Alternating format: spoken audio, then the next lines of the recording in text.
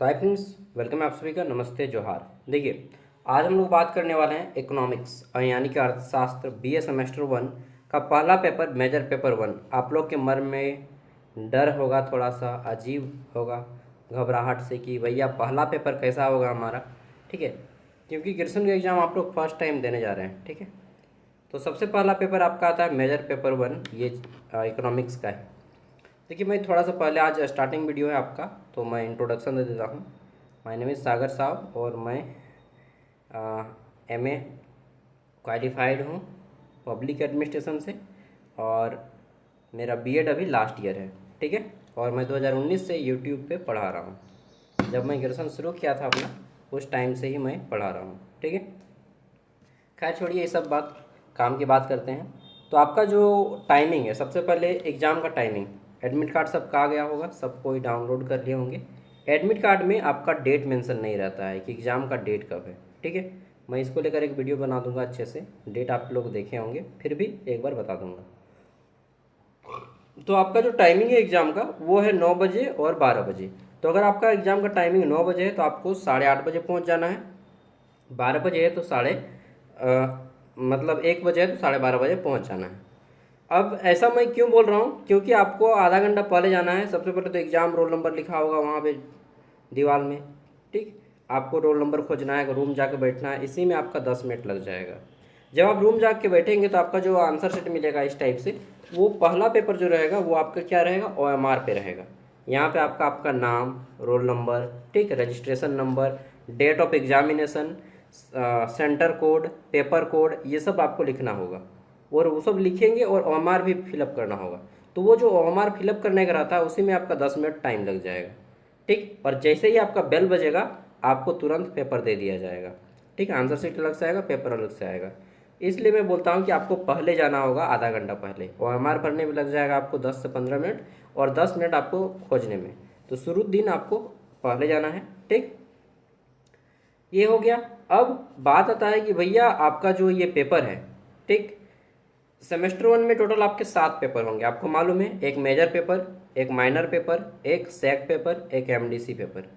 ठीक है, ये 4 पेपर हो गए। और 3 पेपर आएंगे 50-50 मार्क्स के। एक रहेगा AEC पेपर हिंदी, ये 50 मार्क्स का रहेगा। एक रहेगा इंडियन नॉलेज सिस्टम का पेपर, ये भी 50 मार्क्स का। एक रहेगा आपका अंडरस्टैंडिंग इंडिया का पेपर, ये भी आपका 50 मार्क्स का रहेगा। समझ गए? तो 7 पेपर का एग्जाम होगा। इसमें से आपके कुछ पेपर ऑब्जेक्टिव होंगे। वो ऑब्जेक्टिव क्या क्या होगा वो मैं बाद में बताऊंगा जब आते जाएगा exam. Understanding India, Indian knowledge system, ये दो ऑब्जेक्टिव होगा। ठीक है, अभी हम लोग फिलहाल बात कर रहे हैं ये मेजर पेपर। तो मेजर पेपर आपका 75 मार्क्स का होगा। ये 2 भागों में बटा रहेगा, group A and group B. Group A रहेगा 15 मार्क्स का, ग्रुप बी रहेगा आपका 60 मार्क्स का, ये इकोनॉमिक्स वाला। ग्रुप ए जो 15 मार्क्स का आएगा और एक 60 मार्क्स का। तो ग्रुप ए में 15 मार्क्स के लिए 5 मार्क्स वाले, मतलब 5 मार्क्स वाले 2 क्वेश्चन रहेंगे, और 1 मार्क्स वाले 5 क्वेश्चन रहेंगे। 1 नंबर या 5 गो, फिर 5 नंबर या 2 गो। 15 मार्क्स हो गया group A. Group B 15 marks वाले टोटल 6 क्वेश्चन आएंगे, जिसमें से किसी 4 को आंसर करना होगा। ये हो गया इन्फॉर्मेशन। अब बात आती है कि 5 मार्क्स वालों का आंसर कितने वर्ड्स में करना है, और 15 मार्क्स वालों का कितने वर्ड्स में करना है। ओके, तो देखिए, जो 5 मार्क्स वाला क्वेश्चन रहेगा ना, उसका आंसर आपको एक खड़ा पन्ना, सपोज दैट ये आपका खड़ा पन्ना है। ठीक, एक मिनट, मान के चलिए ये आपका एक खड़ा पन्ना है। ठीक है, तो एक खड़ा पन्ना में 2 पेज होते हैं। ठीक, ये खड़ा पन्ना है, तो एक साइड इधर भी, एक साइड इधर भी, समझ रहे हैं ना। तो एक खड़ा पन्ना में 2 पेज होते हैं, तो आपको 5 मार्क्स का आंसर एक खड़ा पन्ना का एक ही साइड में करना है, इस साइड नहीं लिखना है। समझ रहे हैं बात को? तो एक खड़ा पन्ना का केवल एक साइड में, इस साइड नहीं लिखिए। इस साइड तभी लिखिए, इसका आधा पन्ना, जब आपके लिखने की स्पीड बहुत ज़्यादा है। अगर आप एक खड़ा पन्ना को, मतलब एक साइड, ठीक, एक पेज, एक खड़ा पन्ना में 2 पेज होते हैं, तो आपको अगर एक पेज इस यहाँ से यहाँ तक 7 मिनट तक, अगर आप 7 से 8 मिनट तक अगर आप पूरा कर देते हैं तो आपके लिखने की स्पीड बहुत ज़्यादा है। अगर इससे कम करते हैं तो आपकी लिखने की स्पीड कम है। तो इस कंडीशन में आपको यहाँ से यहाँ तक ही करना है 5 मार्क्स के लिए। ठीक है, और 15 मार्क्स के लिए इस साइड भी, इस साइड भी एक खड़ा पन्ना का, दूसरा का भी सेम, यानी कि 2 खड़ा पन्ना में आंसर करना है, इस साइड भी, इस साइड भी।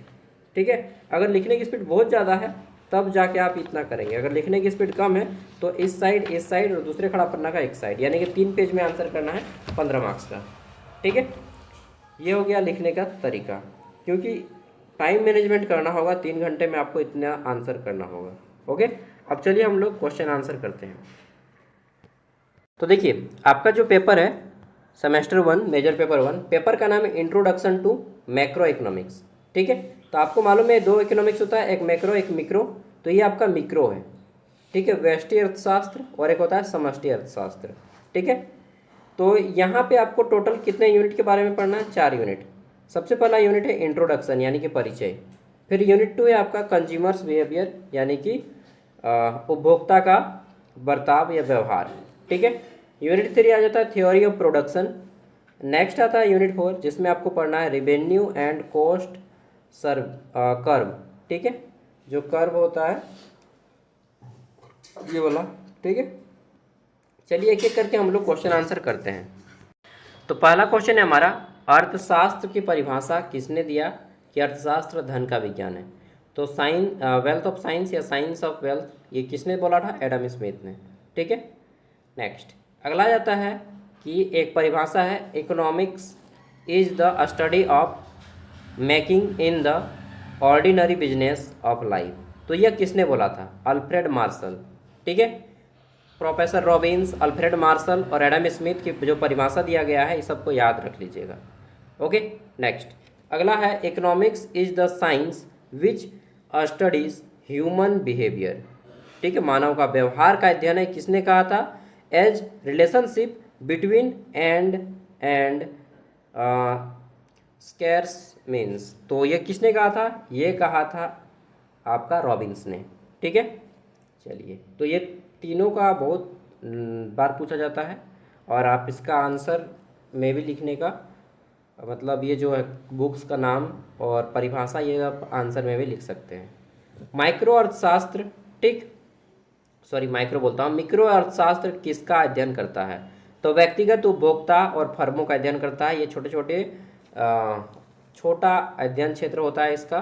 ठीक है, व्यक्तिगत पर्सनल और किसी स्पेशल फार्म का ही इसमें अध्ययन किया जाता है। नेक्स्ट है मैक्रो किसका अध्ययन करता है? तो मैक्रो यानी कि बड़ा वाला, यह संपूर्ण अर्थव्यवस्था का अध्ययन करता है। ठीक है, तो यह अभी आपको नहीं पढ़ना है, अभी आपको मिक्रो पढ़ना है। नेक्स्ट आता है सकारात्मक अर्थशास्त्र किससे संबंधित है? Positive economics. तो वास्तविक तथ्यों से, रियल डेटा से ये आपका संबंधित है।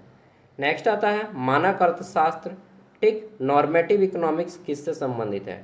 तो नॉर्मेटिव इकोनॉमिक्स मूल्य निर्णय से संबंधित है। नेक्स्ट आता है उपयोगिता, यूटिलिटी क्या है? तो किसी वस्तु की आवश्यकताओं को संतुष्ट करने की जो क्षमता होती है उसे ही हम लोग उपयोगिता कहते हैं, यूटिलिटी कहते हैं। ठीक है, सीमांत उपयोगिता मार्जिनल यूटिलिटी क्या होता है? तो मार्जिनल यूटिलिटी अतिरिक्त इकाई के उपयोग से प्राप्त जो अतिरिक्त संतुष्टि होता है, एक्स्ट्रा सेटिस्फेक्शन होता है, उसे ही हम लोग मार्जिनल यूटिलिटी कहते हैं। ठीक है, नेक्स्ट घटती सीमांत उपयोगिता का नियम किससे संबंधित है? तो यह जो है उपभोक्ता के व्यवहार से संबंधित है, कंज्यूमर का बिहेवियर से संबंधित है। नेक्स्ट आता है सम सीमांत उपयोगिता का नियम किससे संबंधित है? तो सम सीमांत उपयोगिता का नियम उपभोक्ता के संतुलन से संबंधित है, कस्टमर के सेटिस्फेक्शन से संबंधित है। नेक्स्ट उदासीनता वक्र, ठीक है, इनडिफरेंस कर्व किससे संबंधित है? जो इनडिफरेंस कर्व जो है हमारा, यह समान संतुष्ट देने वाले वस्तुओं से संयोजन से संबंधित है, समान संतुष्ट देने वाले वस्तु। ठीक है, नेक्स्ट अगला जाता है बजट रेखा, बजट लाइन क्या दर्शाती है? तो बजट लाइन हमें आय और वस्तुओं की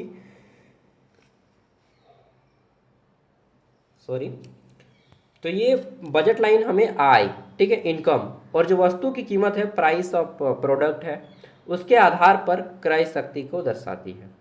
ठीक है, मांग का अर्थ क्या होता है?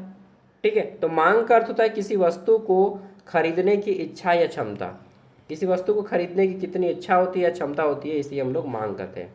मांग का नियम क्या कहता है? तो मांग का नियम कहता है कि कीमत बढ़ने पर मांग घटती है। अगर कीमत बढ़ जाएगा, मान लीजिए बैगन, ठीक है, चाहे आलू चाहे गोभी का दाम बढ़ गया, ठीक, 10 रुपया था 50 रुपया हो गया, तो कीमत बढ़ने पे मांग जो है घट जाएगी। पहले आदमी गोभी खाता था बहुत, अब नहीं खाएगा, अब बैगन नहीं खाएगा, आलू नहीं खाएगा, क्या खाएगा?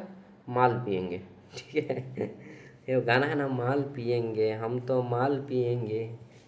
तो कीमत बढ़ने पर मांग घटती है। अगर मान लीजिए दारू का दाम, ठीक है, एक पैंटी का दाम अभी 40 रुपया, अगर 400 रुपया हो गया तो दारू आदमी पीना छोड़ देगा, छोड़ नहीं देगा, कम कर देगा, या फिर 4 दिन में, 1 सप्ताह में 1 दिन पिएगा।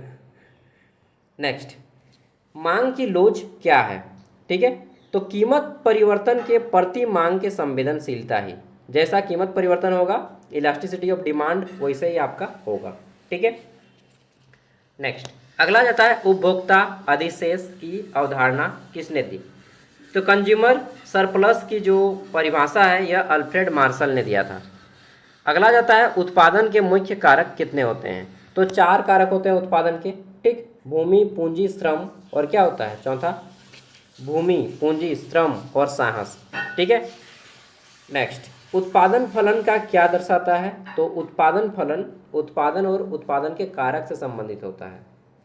अगला क्वेश्चन आता है हमारा, अल्पकालीन उत्पादन फलन में कौन सा नियम है? ठीक है, which law operates in short run production function? तो यह जो है परिवर्ती अनुपात का नियम को शो करता है। अगला जाता है दीर्घकालीन उत्पादन फलन में कौन सा नियम लागू होता है? तो पैमाने के प्रतिफल का नियम लागू होता है।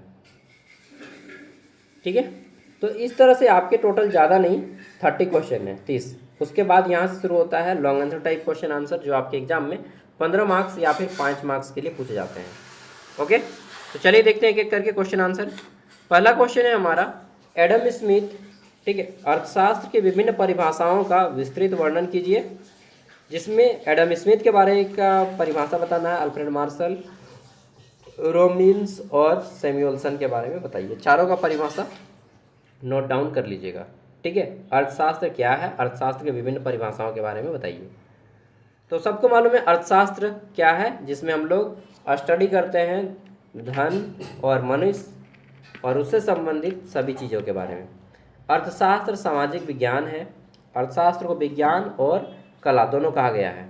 तो अर्थशास्त्र सामाजिक विज्ञान की एक महत्वपूर्ण शाखा है जो मनुष्य की आर्थिक गतिविधियों का अध्ययन करती है। आर्थिक मतलब इकोनॉमिकल। समय समय पर विभिन्न अर्थशास्त्रियों ने अर्थशास्त्र की अलग अलग परिभाषाएं दी हैं, जो अभी हम लोग देखेंगे। ठीक है, तो एडम स्मिथ की परिभाषा है, एडम स्मिथ को आधुनिक अर्थशास्त्र का जनक कहा जाता है। ठीक है, इन्होंने प्रसिद्ध पुस्तक लिखा है वेल्थ ऑफ नेशन 1776 में। इनमें अर्थशास्त्र का धन का विज्ञान बताया गया है। ठीक है, इनके अनुसार कि अर्थशास्त्र का मुख्य उद्देश्य धन के उत्पादन से है।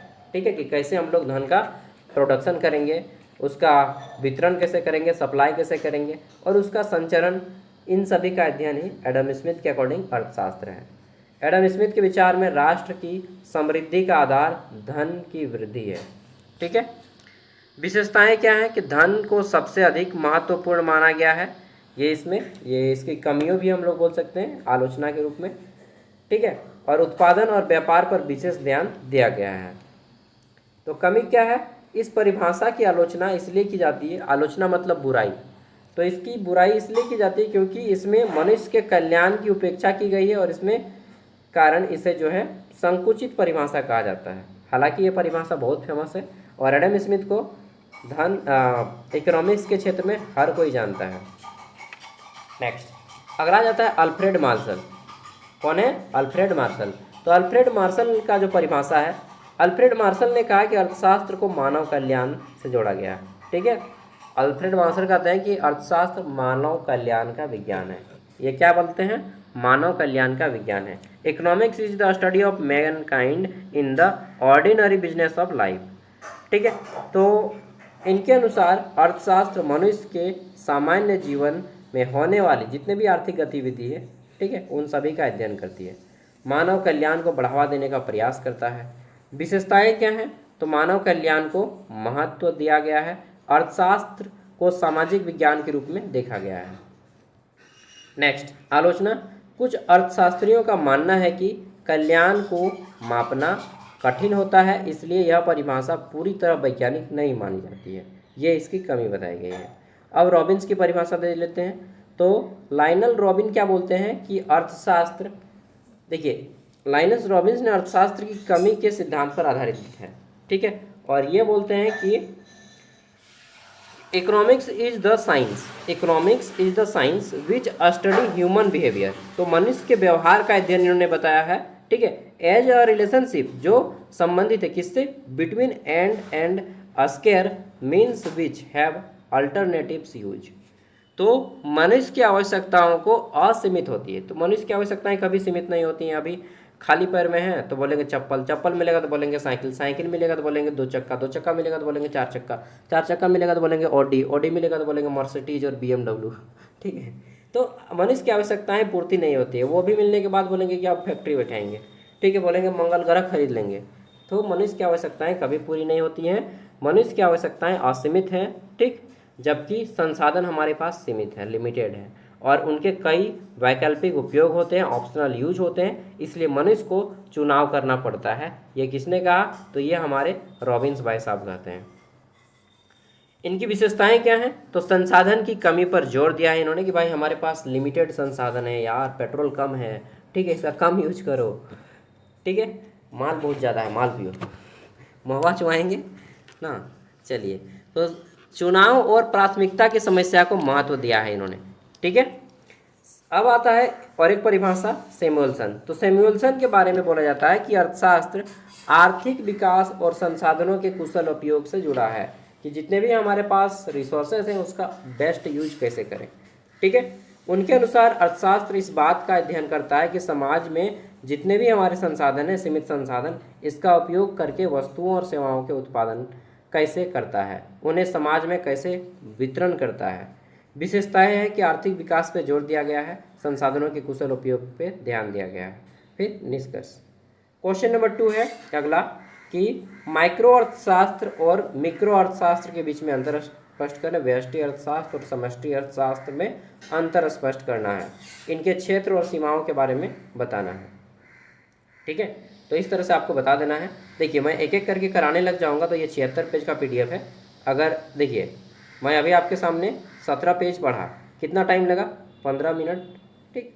आपको समझे का पढ़ा इसलिए 17 मिनट, नहीं तो 15 मिनट। तो अगर आप पूरा पेपर पढ़ेंगे ना तो मुझे लगता है कि 1.5 से 2 घंटा में आप पूरा का पूरा ये PDF पढ़ लीजिएगा, ठीक है। ये PDF आपको ज्ञान सागर ऐप पे मिल जाएगा। सभी पेपर का नोट्स मिलेगा, जितना भी मैंने 7 पेपर बताया, 7 पेपर का नोट्स मिलेगा। इसके अलावा जो कॉमन पेपर है, AEC paper, understanding India, Indian knowledge system, MDC paper, उसका प्रीवियस ईयर क्वेश्चन भी मिलेगा, ओके। तो ये PDF तो दे दूंगा, लेकिन अगर आपको सब कुछ चाहिए, सेमेस्टर 1 से सेमेस्टर 8 तक सभी सेमेस्टर का PDF, ठीक है, 4 साल तक पूरा का पूरा 4 साल का नोट्स सिर्फ 60 रुपया में, ठीक है, एक्सेस रहेगा 4 साल तक, जिसमें आप कंप्लीट ग्रेजुएशन पढ़ेंगे सिर्फ 60 रुपये में। लिंक वीडियो का डिस्क्रिप्शन में हो जाएगा, ऐप का लिंक। सकारात्मक अर्थशास्त्र और मानक अर्थशास्त्र में अंतर स्पष्ट करें, ये क्वेश्चन है नेक्स्ट। और प्रत्येक यूनिट से आपको 4 क्वेश्चन या 5 क्वेश्चन ही दिए जाएंगे, उससे ज़्यादा क्वेश्चन नहीं दिए जाएंगे। अगला क्वेश्चन है अर्थशास्त्र के अध्ययन की विधि का वर्णन करें। कितने तरह से इसमें विधि है, तो पहला आ जाता है हमारा इंडक्टिव मेथड, आगमन विधि। नेक्स्ट आ जाता है निगमन विधि, डिडक्टिव मेथड, ओके। नेक्स्ट अगला जाता है स्टैटिस्टिक विश्लेषण, स्टैटिक एनालिसिस। तो इस तरह से आपको बताया गया है। अब यूनिट 2 का फिर आराम से, तो यूनिट 2 का फिर क्वेश्चन आंसर है यहाँ से, ठीक। यूनिट 2 का पहला क्वेश्चन है हमारा सीमांत उपयोगिता के ह्रास नियम क्या है, इसके मान्यता, अपवाद और महत्व का वर्णन करें, ठीक है। तो इस तरह से हमारा आ जाता है। फिर नेक्स्ट क्वेश्चन, मैं अभी क्वेश्चन दिखा दे रहा हूँ, ठीक है, क्योंकि बहुत सारे आदमी जो है क्या करते हैं कि ये ऐप नहीं खरीदना चाहते हैं। कोई बात नहीं जी, आपकी मर्जी, मत खरीदिए, लेकिन मैं कहूँगा 60 रुपये में कोई अगर आदमी आपको 4 साल तक सभी पेपर का नोट्स देगा, और सोचिए कि यूनिवर्सिटी का नोट्स आपको ऐप पे मिल रहा है, रांची यूनिवर्सिटी का नोट्स मैं आपको ऐप पे दे रहा हूँ प्रोवाइड, और 1 साल नहीं पूरे 4 साल का, और सिर्फ 60 रुपया में, और एक पेपर नहीं बल्कि सभी पेपर का, ठीक है। तो ये सौदा फ़ायदा का ही है। 60 रुपया में क्या ही यार, एक अच्छा सा अगर आप खाने जाइएगा ना, अच्छा सा पेट भर के खाना, तो 60 रुपये में नहीं मिलेगा, लेकिन मैं 4 साल पढ़ाने के लिए रेडी हूँ आपको। खैर आपकी मर्जी, इसमें तेरा घाटा मेरा कुछ नहीं जाता। सम सीमांत उपयोगिता का नियम क्या है, इससे उदाहरण सहित समझाना है, ठीक है। सम सीमांत उपयोगिता क्या होता है। नेक्स्ट अगला क्वेश्चन दिखा देते हैं। तो ये PDF ही दे रहा हूँ मैं, फिर भी क्वेश्चन दिखाऊंगा। उदासीनता वक्र क्या है, इसके गुणों और उपभोक्ता संतुलन को समझाइए। नेक्स्ट अगला क्वेश्चन देख लेते हैं। तो नेक्स्ट क्वेश्चन आ जाता है मूल्य प्रभाव, आय प्रभाव और प्रतिस्थापन प्रभाव को समझाइए, ओके। नेक्स्ट 5वां क्वेश्चन है, मांग की लोच क्या है, इसके प्रकार और मापन विधियों को समझाइए। यही यूनिट सबसे बड़ा है, यूनिट 2 ही, इसके बाद सभी यूनिट छोटा छोटा है, ये यूनिट ही सबसे बड़ा था। ठीक है। उपभोक्ता अधिशेष कस्टमर सरप्लस क्या है, मार्शल, जो प्रोफेसर मार्शल है, मार्शल के सिद्धांत के आधार पर इसे समझाना है आपको। आगे देख लेते हैं। तो यहाँ से फिर हमारा यूनिट 3 शुरू होता है। यूनिट 3 का पहला क्वेश्चन है कि उत्पादन के कारक, ठीक है, फैक्टर्स ऑफ प्रोडक्शन क्या है, उत्पादन के प्रकार कौन कौन से वर्णन करें। तो पहला होना चाहिए, किसी भी चीज़ का आप उत्पादन करना चाहते हैं तो आपके पास ज़मीन होना चाहिए, भूमि। ठीक है। फिर आपके पास लेबर होना चाहिए, ज़मीन मिल गया तो आप लेबर खोजिए। ठीक, श्रम मिल गया। फिर आप पूंजी चाहिए भाई, पूंजी, पूंजी तो चाहिए ना, पूंजी नहीं रहेगा तो फिर क्या करेंगे। फिर उद्यमिता और साहस भी चाहिए। ठीक है। सब कुछ रहेगा तो रिस्क लेने से फिर डरेंगे तो फिर कैसे होगा। तो रिस्क भी बहुत ज़रूरी है। ठीक है।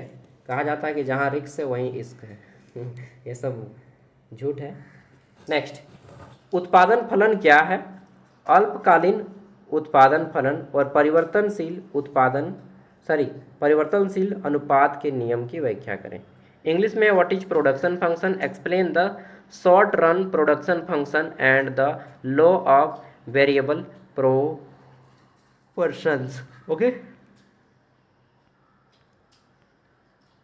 नेक्स्ट क्वेश्चन नंबर 3, इसमें है सम उत्पाद वक्र क्या है, इसके गुणों की व्याख्या कीजिए।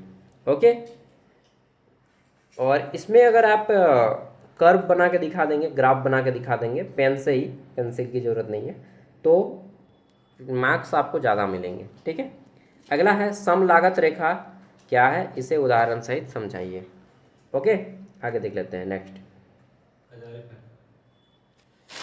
आगे देख लेते हैं। तो मेरा दोस्त खाना खाने बैठा है, ठीक है, बोल रहा है खजारी खाएंगे। खजारी भी समझते हैं जी, खजारी, मुड़ी, भुंजा, ठीक है, और इंग्लिश में बोलते हैं फ्राइड राइस। चलिए, उत्पादन संतुलन क्या है, इसे आइसोक्वेंट और आइसो कॉस्ट के माध्यम से समझाइए।